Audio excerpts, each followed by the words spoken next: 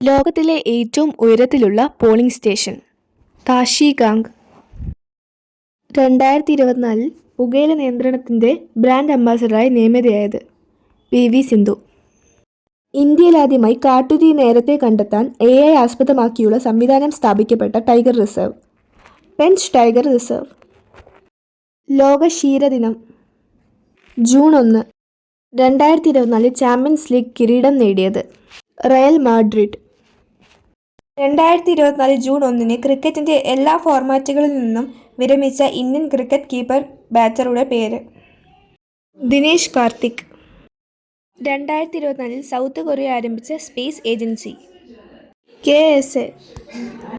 കുടുംബശ്രീ സംസ്ഥാന കലോത്സവം അരങ്ങ് 2024 വേദി കാസർഗോഡ്. രാജ്യത്തെ ആദ്യ നഗര പൊതുഗതാഗത റോപ്പ് വേ ആരംഭിക്കുന്നത് എവിടെ? വാരണാസി.